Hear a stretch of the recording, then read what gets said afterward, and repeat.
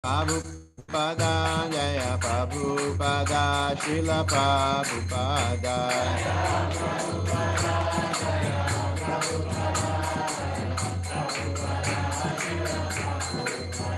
Prabhupada Prabhupada Prabhupada Jaya Jaya Prabhupada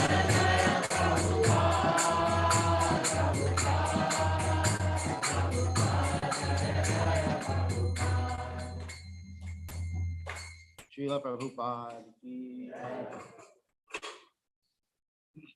Om Namo Bhagavate Vasudevaya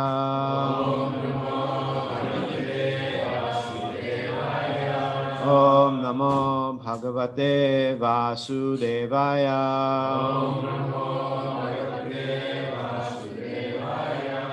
Om Namo Bhagavate Vasudevaya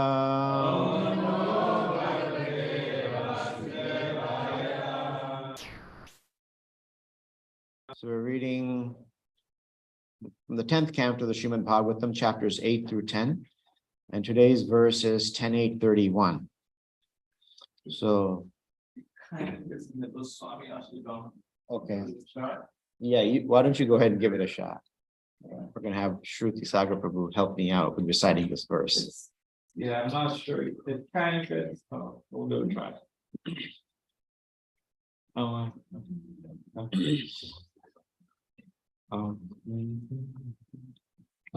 no, that's Brahma Samhita.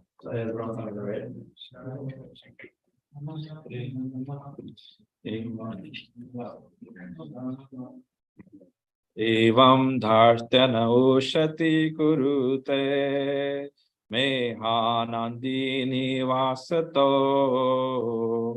Evam dharstani shushate kurute mehanandini vasato Teyo pagir virachita kriti suprati ko yathasate Teyo pagir virachita kriti suprati ko yathasate Itam stri visabhaya nayana shrimukha lokini vir Itam Sri Visabhaya Nayana Shri Mukhalokini Vyakyatarata prahasita mukhi nahi upalabdhamecha Vyakata Prahasita Mukhi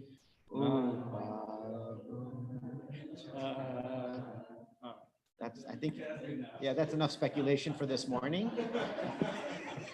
But thank you. I'm glad you did it and not me.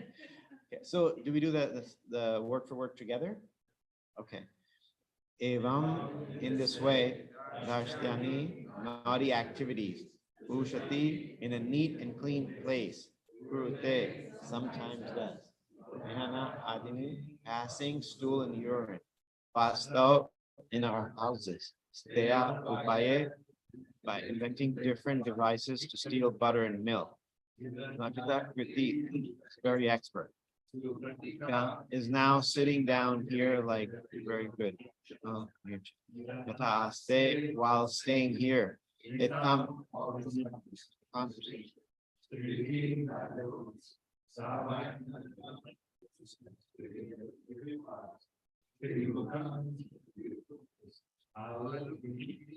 by the gopis who are enjoying the pleasure of seeing.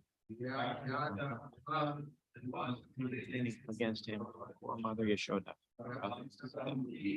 They were smiling and enjoying, not indeed, followed up to chastise and threaten. Enjoying how Krishna was sitting there as a very good poem. Translation and purport by Zwaingri Shilesi Bhaktivedanta Swami Srila Prabhupada. When Krishna is caught in his naughty activities, the master of the house will say to him, "Oh, you are a thief," and artificially express anger at Krishna. Krishna will then reply, I'm not a thief, you're a thief. Sometimes, being angry, Krishna passes urine and stool in a neat, clean place in our houses. But now, our dear friend Yashoda, this expert thief is sitting before you like a very good boy. Sometimes all the gopis would look at Krishna sitting there, his eyes fearful, so that his mother would not chastise him. And when they saw Krishna's beautiful face, instead of chastising him, they would simply look upon his face and enjoy transcendental bliss. Mother Yashoda would mildly smile at all this fun, and she would not want to chastise her blessed transcendental child. Purport. Krishna's business in the neighborhood was not only to steal, but sometimes to pass stool and urine in a neat, clean house. When caught by the master of the house, Krishna would chastise him, saying, "You are a thief." Aside from being a thief in his childhood affairs, Krishna acted as an expert thief when he was young by attracting young girls and enjoying them in the rasa dance. This is Krishna's business. He is also violent as the killer of many demons. Although mundane people like non-violence and other such brilliant qualities, God, the absolute truth, being always the same, is good in any activities, even so-called immoral activities like stealing, killing, and violence. Krishna is always pure, and he's always the supreme absolute truth. Krishna may do anything supposedly abominable in material life, yet still he is attractive. Therefore, his name is Krishna, meaning all attractive. This is the platform on which transcendental loving affairs and service are exchanged. Because of the features of Krishna's face, the mothers were so attracted that they could not chastise him. Instead of chastising him, they smiled and enjoyed hearing of Krishna's activities. Thus the gopis remained satisfied and Krishna enjoyed their happiness. Therefore, another name of Krishna is Gopijana Vallabha, because he invented such activities to please the gopis. Om Jnana Timidandasya Gyananjana Shalakaya Chakshudun Militam Yena Tasmai Shri Gurave Namaha Nama Om Vishnu Padaya Krishna Prasthaya Bhutale Shrimate Bhaktivedanta Swaminiti Namine Namaste Saraswati Deve Gaudavani Prachadine Nirvishesha Shunyavadi Paschat Deshatadine Jai Shri Krishna Chaitanya Prabhu Nityananda Shri Advaita Gadadhar Shiva Sadi Gauda Bhaktavinda Hare Krishna Krishna Krishna Hare Hare Hare Rama Hare Rama.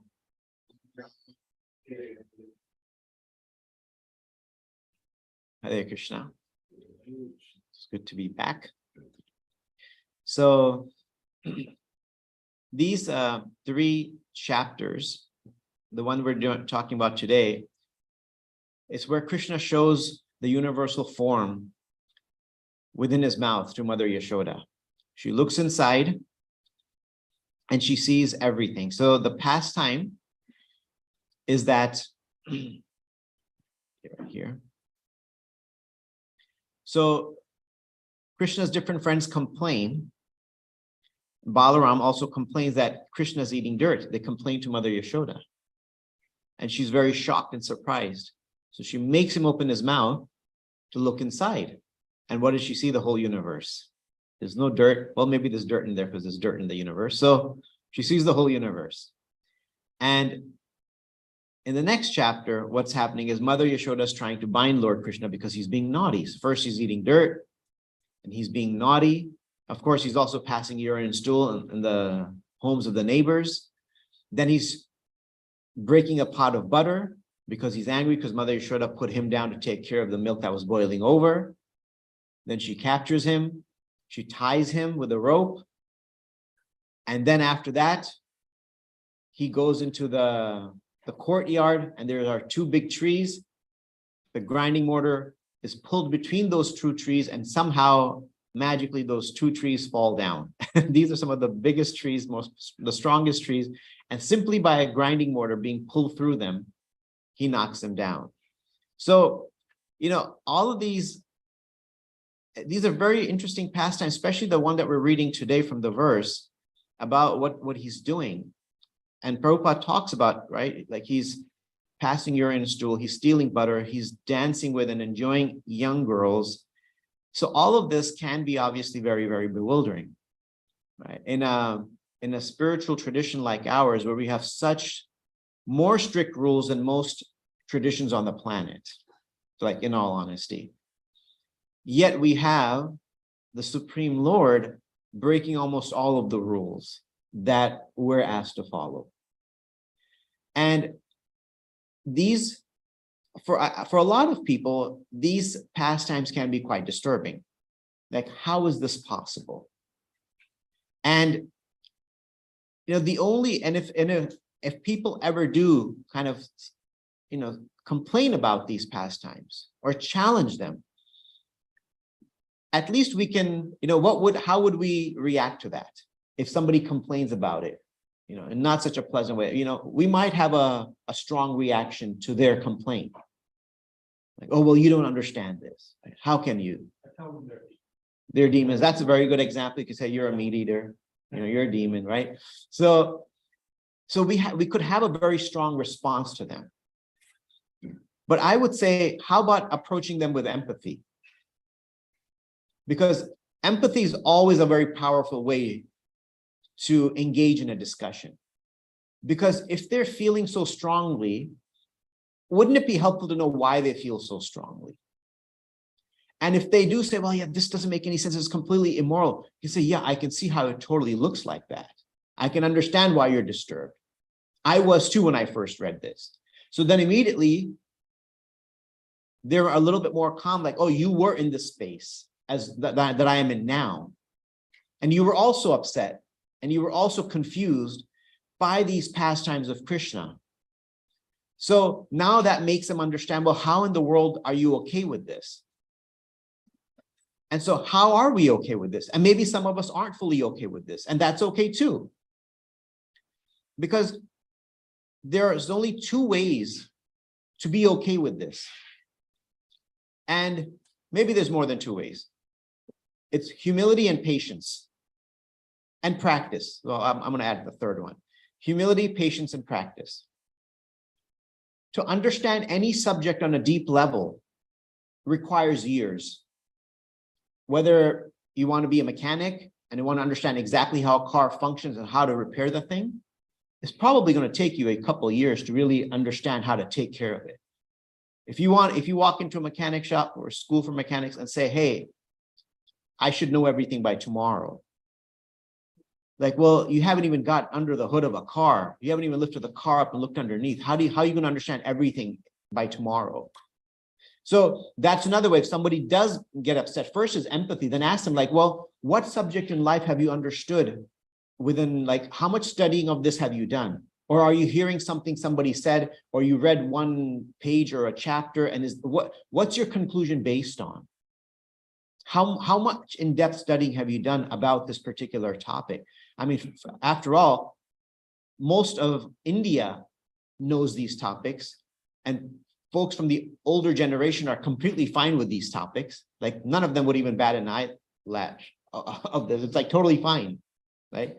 So there's a billion people that are okay with this. Obviously, you're not, but have you studied this in depth? So it requires humility. That means I don't know the answer. I don't know why this is happening. Why is Krishna behaving this way? I don't get it right now.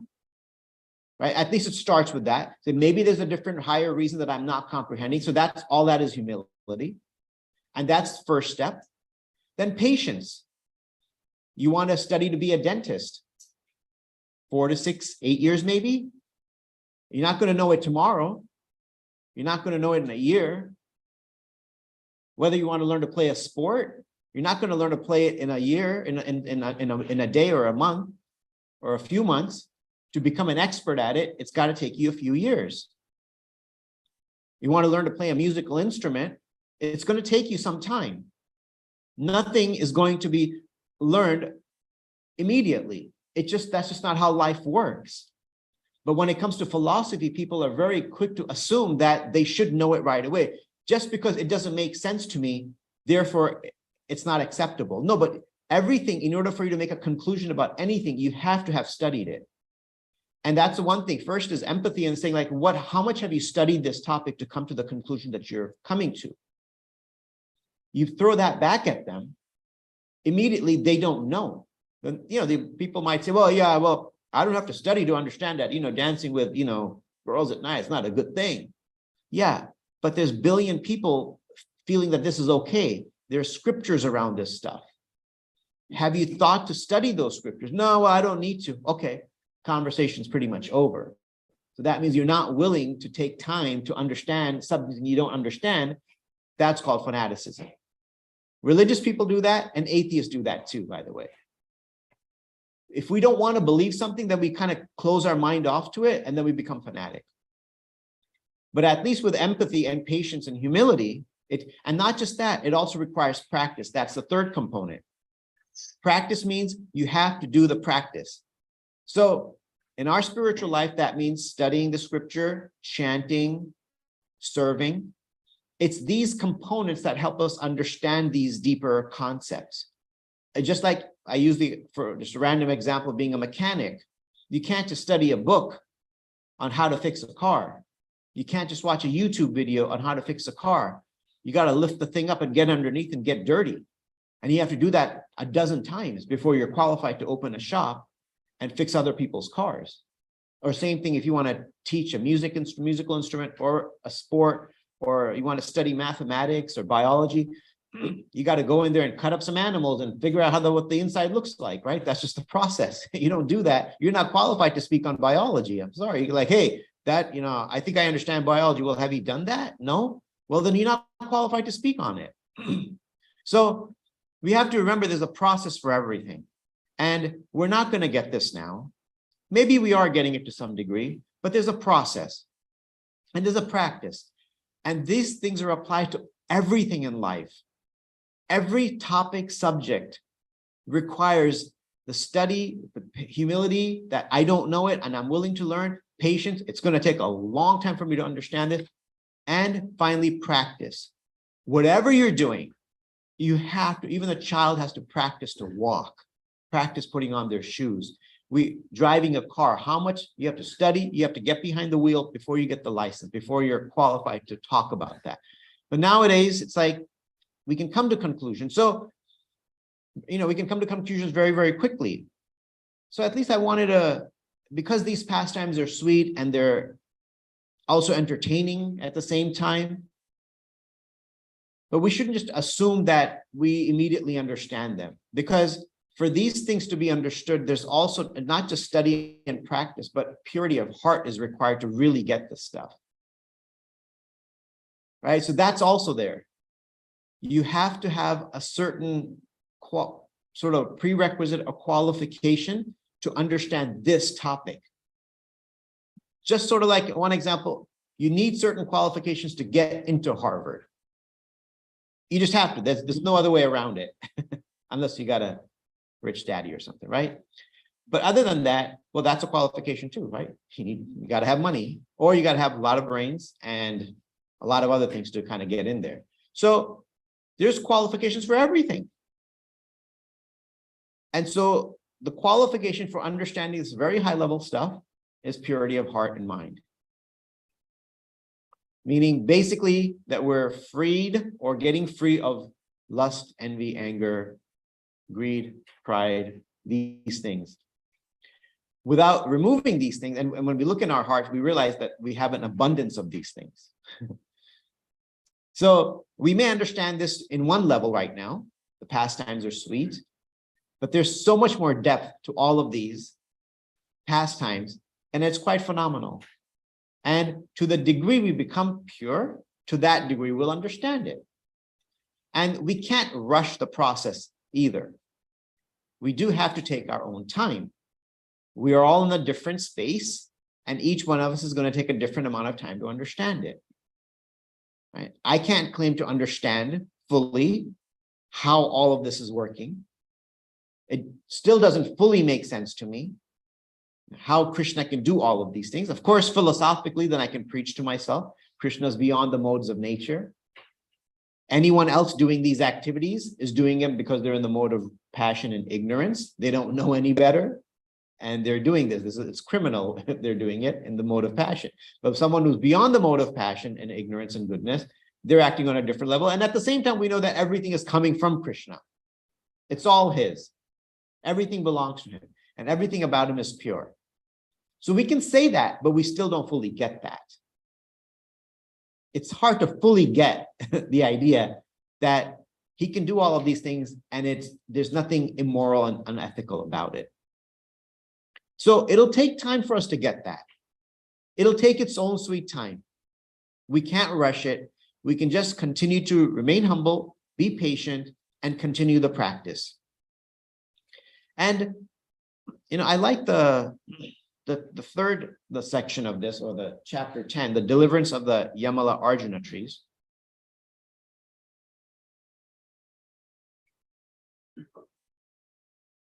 Okay, so before I get to that, the 9th chapter where Mother Yashoda is finally able to bind Lord Krishna. So we can be humble, try to be humble, try to be patient and practice. But ultimately, it's up to Krishna when he allows us to bind him. So that's the 4th component. We can do all of these things, but ultimately, it was up to him when Mother Yashoda could bind him. There was no one else in charge of, no one else had a say in that. Because Krishna is the supreme independent Lord. He can do whatever he wants. Even to someone like Mother Yashoda. Now, where are we in comparison to Mother Yashoda? He even made her work. He made her work hard. She was running, she was perspiring, her hair was getting messed up and everything. And finally she caught him. And even then, he didn't make it easy. He's like, okay, you caught me, now try to tie me. Right? And now everyone's having a good time watching her tie him. So he's having a good time watching all of this. Because ultimately, he's not getting caught unless he wants to be caught. And we're not binding him with our love unless he wants to be bound by our love. If our love is pure enough for him to be bound by. So it's all up to him ultimately. And that's amazing because he is the Supreme Lord. He's supremely independent. So ultimately he calls the shots. Who is going to love him? But it's not random. If we get to that point, naturally he wants our love. That's also there. He's eager for our love. He wants it. And he will do everything to facilitate that happening. He will help us facilitate. How much we take advantage of it, that's kind of up to us, right? That's our free will. That's our independent choice. He's not going to force us to love him because love and force don't go well together. That's something codependent and something weird and ugly and twisted. So that's something we have to make an independent choice of. And going to the final chapter of the 3 chapters, which is very hard to cover 3 chapters in 30 minutes, about 150 verses, that's all, but I think this pastime is very powerful, the Yamala Arjuna trees, where we know that they were Nala, Kubera, Manigriva.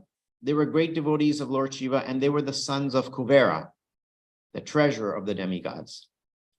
So they themselves were demigods, very powerful beings, incredibly powerful beings. Of course, they were under the mode of passion and ignorance, which everyone is, other than the Supreme Lord, and maybe Lord Shiva. So they were enjoying with a bunch of girls in a lake, and Narad Muni came by. Right place, right time, because Narad Muni, he was all at the right place at the right time. You could think it was the wrong time, but it wasn't. And they were drunk, they were powerful, they were attractive, they were wealthy.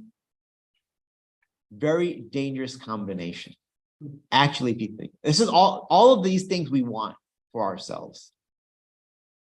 We want all of these things for ourselves. Honestly speaking, we all want these things. We want to be the most attractive. We want to have wealth. We want to have fame and power. And I don't want to say that these things are bad. Right? Lord Chaitanya said, na dhanam na janam na sundarim. Right? We know, we recite that on a regular basis. But you do have to remember he was a sannyasi who doesn't want this. And a sannyasi should recite that. And it was also towards the end of his pastimes on the earth.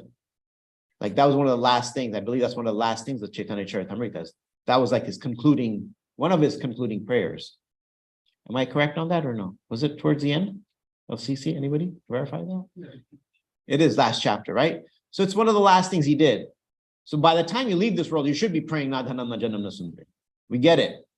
But in the beginning, you do want wealth. You do want to have some strength and fame and power. As part of youth, that's there.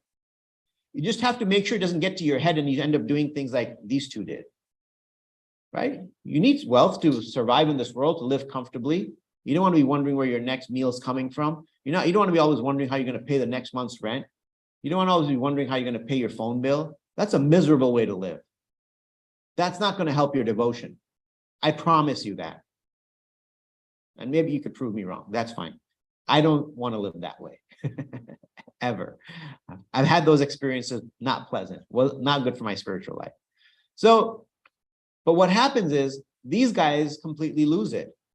They lose your intelligence because these three things, fame, power, beauty, riches, can make you lose your intelligence. You can make you feel that you're better than everyone else. Narad Muni comes by, a great saintly person. They don't offer respect. They're still naked, dancing, enjoying with a bunch of heavenly damsels. They don't even bother covering themselves up. They're just drunk out of their mind. And so Narad Muni curses them to become trees. But then he gives them a benediction that you'll be freed by Krishna. And that's exactly what happened. And by the time Krishna freed them, they were super humbled. Like, we don't want to go through that again. Because they were there for maybe tens of thousands, maybe millions of years. And conscious also. That's not good. That's anything way worse than solitary confinement. Being conscious and not being able to move for millions. That's pretty brutal, actually. Just imagine the position you're in. And if you said you can't move from here for the rest of the day, exactly like this. So you're like this, you have to stay like this for the next 24 hours, right? Can you imagine how hard that would be? That would be brutal. That would be absolute. And then you see people around you moving around, doing everything, enjoying, having fun. You're just like, as a tree, like, it's not a Lord Chaitanya pose either. It's just like, So it was pretty miserable. But see, that's the thing that the pride that they experienced is something even as spiritual practitioners we can be affected by. We can become proud that we know who God is and we know the personal life of God. We can become proud that we follow a vegetarian diet. We can become proud that we don't take intoxication. We can become proud that we don't engage in illicit sex. And if all of these items of pride lead us to feel better than the people walking around out there, that's not a healthy mindset. Because we're choosing this for me. I'm making this choice. It doesn't make me better than other people because we don't know where other people are at. We actually don't know where anyone else is at. How do we know how advanced someone walking around is? How do we know somebody who's maybe homeless on the street? We don't know who that person is. Maybe Krishna put that person there to bring out our judgmental tendencies. Maybe that person's a demigod, just to here to test our mindset. Like, oh, look, okay, you're judging, right? Now you're all proud of your japa mala and with your tilak, right? Walking around with your dhoti flying everywhere, okay, right? Well, this is what can happen. So that can actually degrade our consciousness. So, and one of the, spiritual pride or religious pride can really lead to how much trouble in society and in history has, religious pride caused. It's caused so much conflict. That's why so many people are just so disenchanted with religiosity and religion. because they've seen throughout history, people have killed each other over this. And it's pride, right? Everybody wants to think they have the best religion. And it's just so tiring, right? It's just so tiring to hear. You have the Christians saying, the only way to the Father is through Christ. Like, it's the only way. And they have used that phrase to murder and torture people for thousands of years. Like, murder and torture people for thousands of years based on Jesus is the only way. And if you don't believe in Jesus, we're going to like skin you alive. I mean, it's just, and that has turned off so many people. And then you have Jewish faith that says we are the chosen people. Only them. They were chosen. I'm like, okay, what you guys went through, I'm glad he didn't choose me. I'm happy to be unchosen. Thank you very much. Haribo, you know, I'm happy to be unchosen. But the pride, we are the chosen people. And it's like, you can believe that. Just don't shove it in other people's faces. We can feel that we have the best thing and the highest philosophy, but that's for me, it's best for me. But a lot of people, everything we do may not be their best for them. It actually may not be. They just may not be at the space to practice this. So then it's not the best for them, right?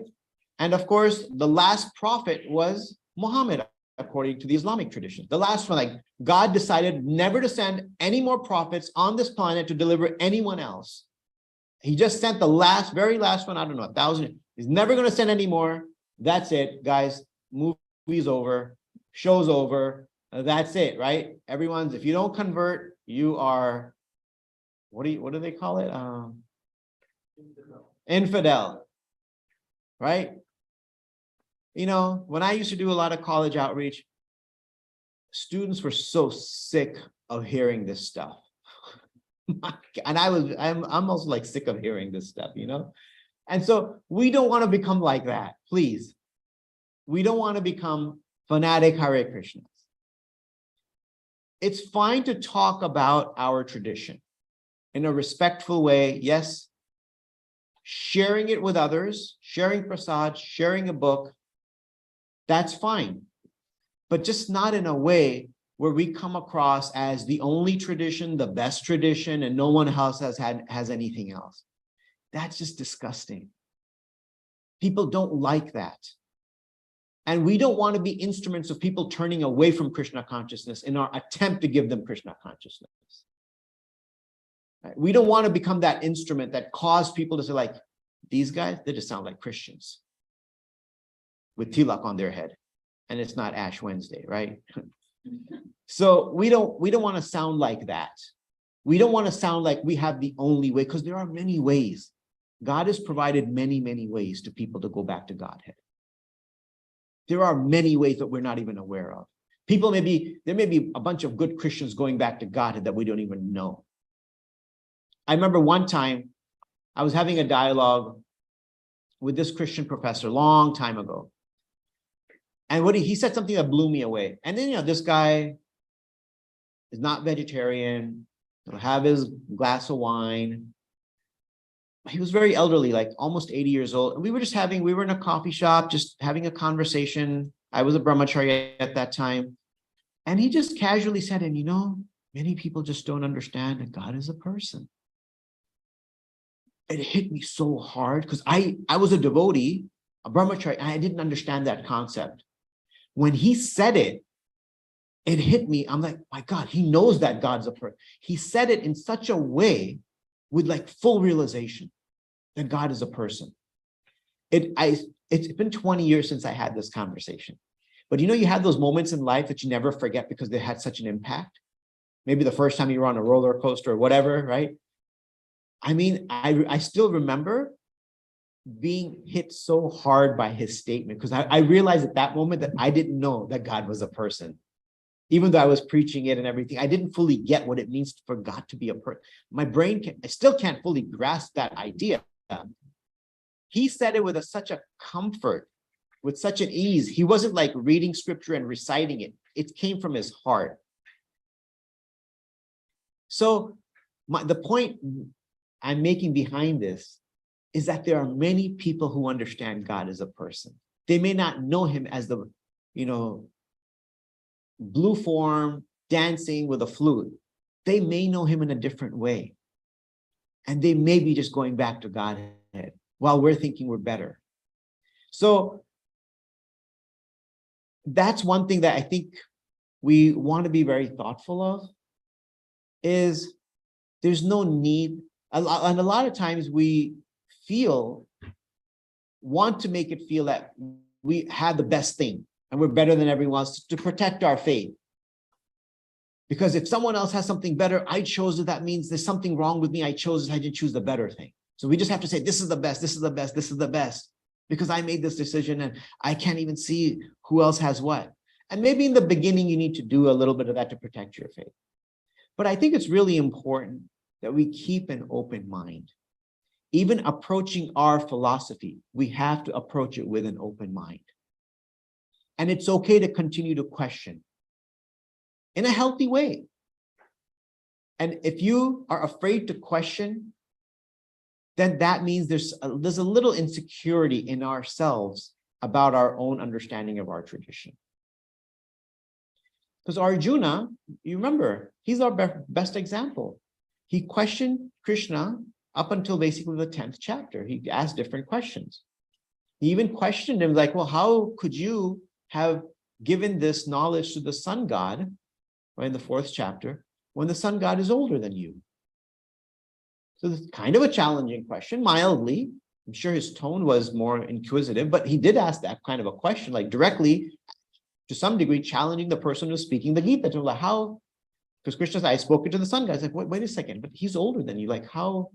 Why do I understand you instructed him? Right. And then in the 3rd chapter or the 5th chapter, he basically says, how can you say that, devotion is better than renunciation, when Krishna had already explained that? So he kind of questions again and again. And then even during the battle, this is all back before the battle, during the battle, he questions Arjuna. Arjuna questions Krishna's judgment about killing Bhishma Dev. Like, how can we do this? And Arjuna's like, are you serious? Do we have to have this conversation again? And then again, for Drona, again, the conversation comes up. And there's some time where Arjuna straight up gets really upset at Krishna. I'm forgetting which pastime it is, but he gets like really upset at Krishna. Like really upset that he made him make a decision. I don't know if it was when Karna was stuck. There's one part, he actually gets like a little bit bitter towards Krishna for like doing something. But you see, the thing is, we're going to go through these emotions. We might get upset about something we don't understand the philosophy. And it's okay. You don't have to suppress your frustration. But we shouldn't now all of a sudden go on social media and blab about it to everyone. That's not the healthy approach. I see some devotees doing that. That's not the healthy approach. Arjuna wasn't tweeting about his frustration. He was continuing to have that. It's like, I'm upset, but I need you to continue to explain this to me. Like, I'm determined to learn it. See, that was his approach. I'm determined to learn it, and I'm going to question you until you explain it to me in a way that I get it. It's not like I'm going to get angry and go on social media and tell everybody how angry I am that Krishna passed urine and stool. Right? That's the wrong approach of understanding our philosophy. You're upset, you're angry, you're disturbed, you're confused. Those are human. Arjuna went through all of those. You read the Mahabharata, the battle, Arjuna goes through some major stuff. And Yudhishthira has a full-on nervous breakdown at the end of the whole thing. You know that. He just can't sit on that throne. He's like, so many people died for me to sit on this throne. I can't do it. Like, he needed a whole Bhagavad Gita lecture but from Krishna to actually have that happen. He just couldn't do it. He was depressed. You'd think he'd be happy. He was depressed. So as we're going deep into our philosophy, we're going to go through frustration and confusion and bewilderment, all these things. And that's okay. You can be human and a spiritual practitioner. You can just keep an open mind, continue to learn, continue to be humble, continue to be patient, continue to practice, and continue to question. How we question is the important aspect. Who are we questioning? Where are we going to resolve our frustrations and confusions?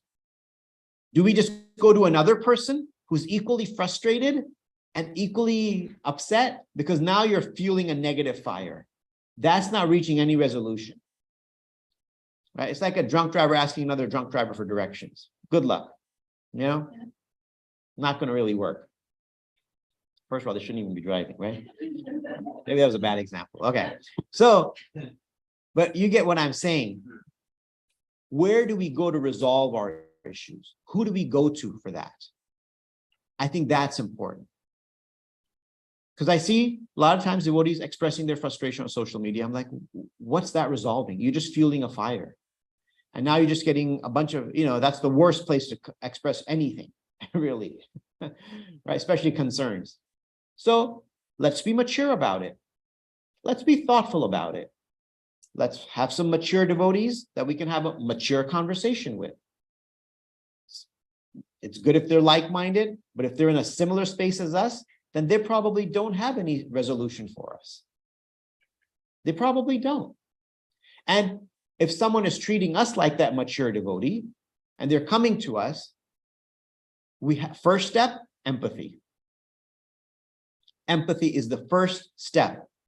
If someone is immediately eager to respond to everything and if someone is not taking time to hear our concern and understand them and empathize with them, then I don't know if they'll fully be able to respond in a way that's going to help that other person. Because we're very quick to respond, right? We want to fix the problem.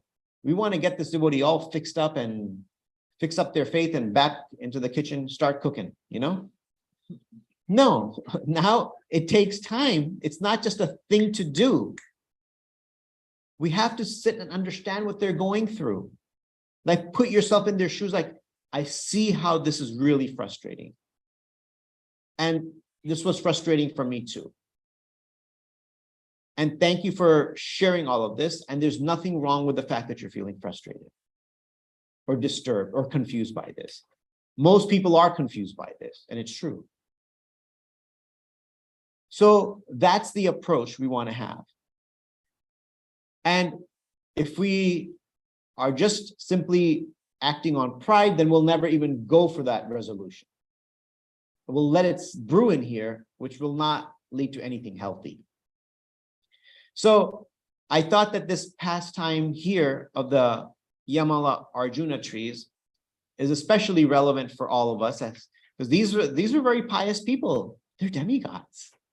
That's not an ordinary thing, They're demigods. They're powerful, amazing human beings. And so, but what their pride, they let their pride get the best of them. They were also very religious. They're very dharmic. They know scriptures. These are amazing individuals. And yet they were overcome with pride.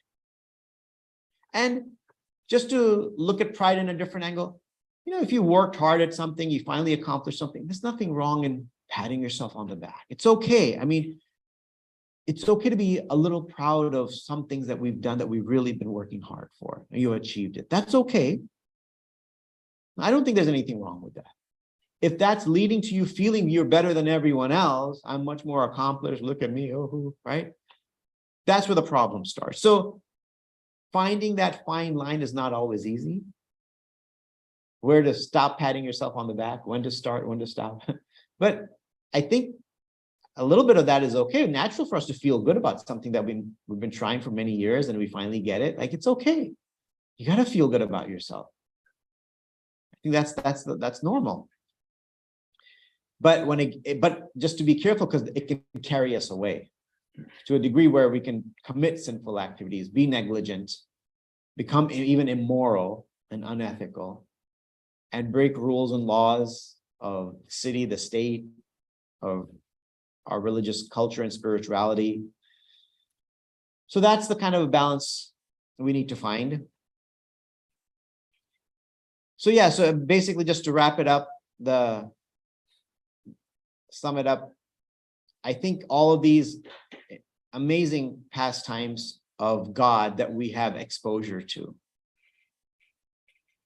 They're very powerful. We get an inside look at the life of God, the daily activities of God, and that's very precious. And we can be grateful and humbled that somehow, as unqualified as we are, we got the chance to get an inside look of God's life. Most people are wondering, what's God doing? Who's God? We shouldn't be proud that we know this. We should be humble that we are given the chance to know this. That somehow me in my condition got a chance to even understand this to some degree. We're fortunate. And that excitement, we wanted to share it with others in a very respectful way. And if they're not ready, totally fine. It's okay. I'm not worried. If someone else is not that interested, it's not affecting my faith, right? If you're eating your favorite meal and someone else doesn't want to try it, hey, that's fine, right? That's fine. You enjoy it. That shouldn't stop your enjoyment of that food because it's your favorite food. If you tell your friend, hey, you want to try this? Nah, I'm good. That shouldn't offend you. Don't be offended. More for you. Same thing with our spirituality. Someone doesn't want it. Okay, no worries. Be detached. Cool. You know, you do your thing. You do you, I do me. We're good. Right? So, anyways, so humility, patience, practice is how we'll get it. And to be just thoughtful about our own pride when it comes to religion and spirituality, because it's a big turnoff for people, to try to contain that. So yeah, I wanted to just, I know we don't have much time left, but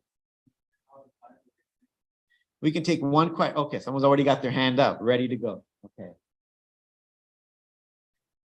Thank you very much, Prabhu, for this wonderful class. I was thinking about the stuff you were talking about in the first part of the class about how inconceivable it is. You know, oh, Krishna is this little kid is like stealing things and breaking things and passing urine and stool in people's nice houses, and this is immoral, and how to explain that. And I was just thinking that, like, well, actually, this kind of thing happens all the time in the modern day, and it's called entertainment. It's called acting. Right. So there's this movie, as Tim Allen movie called Jungle to Jungle that I remember watching when I was a kid. And it's a comedy, of course. And so Tim Allen's character, he's this like city slicker, you know, like works in Wall Street, whatever. And he finds out that he has a son that he didn't know about who actually grew up in an indigenous tribe. And so he has to go out there, get the son and bring him back to the city, hence Jungle to Jungle, right? It's just city of the jungle and the actual jungle. And so there's this scene where he's bringing this boy around, and this boy, of course, has all these, you know, like he has to get accustomed to city life, and they're in like the reception area of like a dentist's office or something, and there's, you know, a potted plant, right? And then Tim Allen comes in and he sees that his son is peeing into the plant. Because, you know, and it's very funny because that's what he's used to, and you know, out in the jungle where he grew up. And he's like, you know, what's wrong with that? It's a tree you can pee in. You can just go to the bathroom there. And Tim Allen has to be like, no, that's not what you do. But it's very funny. And so, there's an example of, you know, someone transgressing these rules, but it's fine. And why is it fine? It's because, oh, he's acting. He's doing it because he's entertaining us, right? He doesn't actually do this, you know, outside of the movie. There's this very specific context. This isn't real. There's a screen there, you're watching it, and this is just for your entertainment. This isn't like real life. And so but that context, that the way that has to be limited and that has to be presented to us in this very special controlled way, that's because we are not God. God is the one who can do that without that screen, without that limitation, without that context, and still be okay and still be perfectly good. So that's kind of how I understand it. Thank you. Grantaraj, Srimad Bhagavatam ki, Srila Prabhupada ki. Okay, so